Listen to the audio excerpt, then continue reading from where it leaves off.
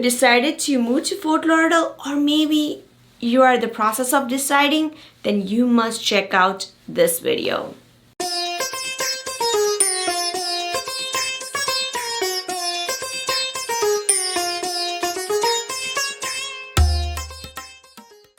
Hey, this is Komal Acharya. I am a local real estate agent in the Florida. Today's video is about the Fort Lauderdale city. You must have heard many of the pros about the city and sometimes the cons also.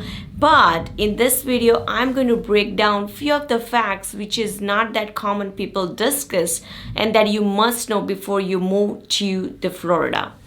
Number one fact is Fort Lauderdale property taxes you must handle very wisely. As you know, you must have heard so many times in other videos, and I did make in my channel also some of the pros and cons videos. One thing is pretty common, you must have heard about it, is the Florida doesn't have a state income tax. So basically you are not getting charged for the taxes on your income from the state. So of course you are saving a lot of money in that. If you have a business, then you save a lot in the business perspective too. But just think about it. The state has to make the money somehow. And especially in the COVID time, if you see, so many things are got affected. Florida is one of the tourist place actually. And especially the Fort Lauderdale, Miami, those are the metropolitan area. Just think about how much city and the state got affected when there were not enough tourists. They came in the COVID time in a whole year time. So technically the city or the state has to make the money somehow. So, the property taxes in overall you find a lot higher, and there is a rumor, maybe it's true, it may be going more higher in the 2021 because of the issues what we faced in a COVID-19. So if you decide to live in Fort Lauderdale, you must keep your budget towards the property taxes, and you need to compare the property not just by looking at the number, but also check out the property taxes every time you see any of the house if you're buying here. And in case if you want to be 100% sure, then make sure you have a right professional who is helping you to buy the house in the Florida. My number two fact is the Fort Lauderdale town has much higher cost of living than even you compare with some other town in the Florida. So of course, overall when you see the cost of living of the Florida, which is not that bad, but at the same time is not that cheap also. But when you talk about some metropolitan city like a Fort Lauderdale, then you do have to consider much higher cost of living than the average cost of living of the Florida.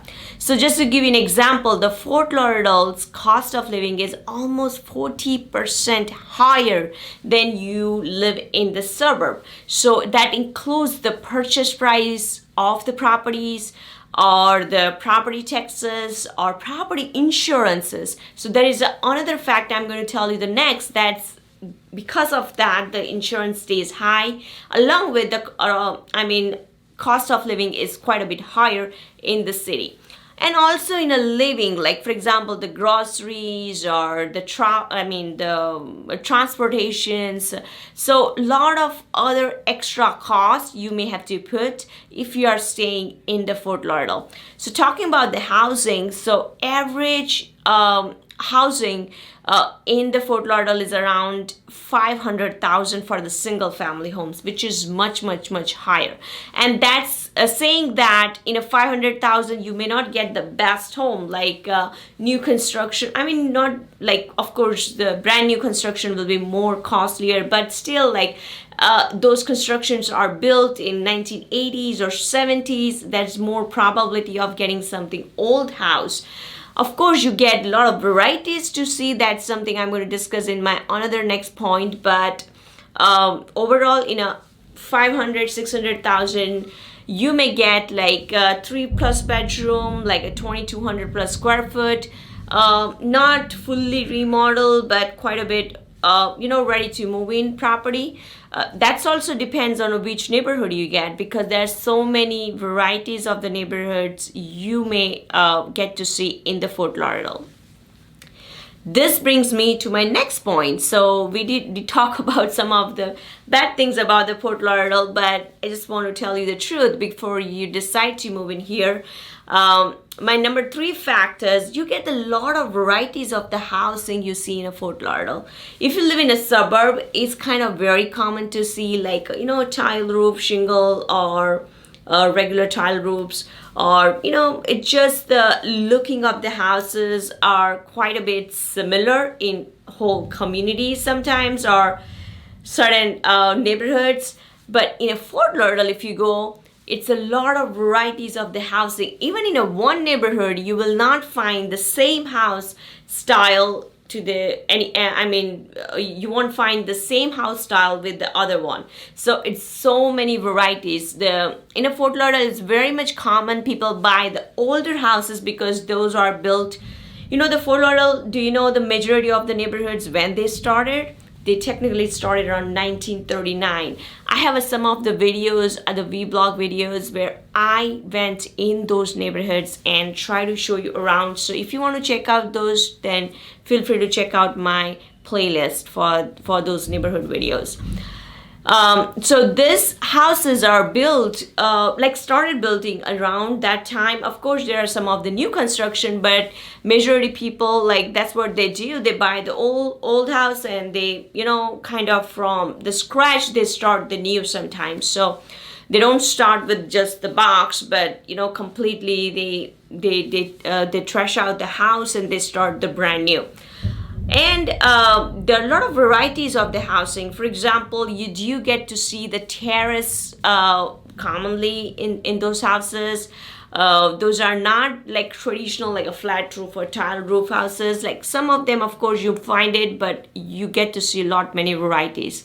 And most of the houses in the Fort Lauderdale neighborhoods are connected to the waterways. So if you love to keep your boat or jet ski and love to explore the waterfront, then this town could be great for you, because there are so many, I would say almost like a 330 waterways, lakes, small lakes inside those 60 neighborhoods you will find, and those are technically connected to the ocean. So it's most of the neighborhoods are especially in the east side of the Fort Lauderdale, those are kind of like a 2 to 3 mile radius from the Atlantic Ocean. So that's a pretty much good chance, you don't have to go through whole hassle like taking the boat to some park and then go to the ocean, because if you live in a suburb, then that's what you have to do. The suburb lakes or the river are not connected to the ocean. But yes, in a Fort Lauderdale, you do find that very common. Okay, my next point is the Fort Lauderdale city, it's quite a bit risk in the flood zone. Technically, if you live in a Florida, especially the south side of the Florida, majority cities falls in the flood zone. But technically, unless it rains a lot, then only it's get flooded. But I have my personal experiences. Some part of the neighborhoods, especially on the east side, their elevation level is too low, and a lot of variation you see in the elevation level. For example, one house could be more lower than the next house. So it's not like one level. The zoning is quite a bit poor there from the city, because those were built long time back and the codes and the rules were quite a bit different when it was built, and now it's different. So unless you come across the problem, then only the homeowner quite a bit, they communicate with the city and try to do something. But when it's those communities are already built, it's very less chances to make some changes. I'll share my personal experience. So we bought a house for one of the buyer in the Tarpon River. That's very close to the it's part of the east side of the Fort Lauderdale, and it's one of the very famous community. So in a Tarpon River, of course, whole Tarpon River falls in a flood zone, but technically my client's house, what we bought, we didn't recognize the elevation was quite a bit lower than the next house was the duplex. So what happened is, like, even though it rains, like very little rain, then also their backyard gets full with the water, so it looks like a pool. Like they didn't have a pool, but looks like it. And the backyard was so beautiful and huge, and that was our main key point to purchase that house. And honestly, in 1 hour it was too bad. Like they had to claim the insurances like almost 3 times in a 1 year. In their Florida room, which was the last room in the property, that's also get flooded sometimes when the water comes from the backyard to the back. So I mean, that's quite a bit very scary, because the hurricanes are too common here. If the hurricane comes, then you forget it about that city, about that house. So hurricanes are pretty much common here, and the hurricanes, the main problem is the flooding. So it's very essential, if you're buying a house in Fort Lauderdale, you check out the elevation certificates for sure in the inspection time. Not all the home inspector does that, so sometimes it's quite a bit ignored. And on an insurance perspective, of course they know that this comes in a flood zone, but you should inquire if there was a claims happened for that property, because many times, I mean, it's a part of the ethics, but still I have seen the seller doesn't disclose. That's what happened to us. The seller didn't disclose to us that this property got flooded in the past multiple times. We came to know from the neighbors, came to know from the insurance later on. So if you're buying in the Fort Lauderdale, make sure you do your due diligence correctly or have the correct professionals on your side. My next point is the Fort Lauderdale is quite a bit patchy. It's beautiful city. It's so many things, advantages to live in the Fort Lauderdale. So I have made another pros and cons video. That's something you can check out in my playlist if you want to see exactly what are the pros and the cons. But the patchy area, why I want to highlight this, because that's something always you must do the homework when you choose the area. Fort Lauderdale quite a bit divided between East Fort Lauderdale and the west side of the Fort Lauderdale. So east side of the Fort Lauderdale is from like a Dixie Highway 95 towards the east, towards going to the beach area. And the west side is in the opposite. So east side is very much safe. So there are so many safe neighborhoods you may find in the east side. Many of the neighborhoods doesn't have even gate, and the east side of the Fort Lauderdale is more exposed to the tourists because it's close to beach. But still, if you talk to the residents there, you won't find that many horror stories for the crimes. So those area consider pretty much safe. And those area, it's quite a bit the luxurious area too. So you have a varieties of housing, from affordable range, for example, from 200,000 to going up to like millions of dollars. But that's something I have seen also on the east side. Let's say there is a 600,000 house in the neighborhood, like I've seen in a Victoria Park, and the next to that house is the multifamily rental complex. So just imagine the people are living on it as a tenant base. Of course, the rents are pretty much high, so not like a very low class tenants you will find, but still when homeowners are living and the tenants are living, especially in the multi-complex, then there is a little difference on the culture side. So you get to see a lot of varieties like that. So like let's say in a one neighborhood, in a single family, even though it's considered single family, but not every house would you will find is a single family home. So there are a lot of varieties you see in even one neighborhood.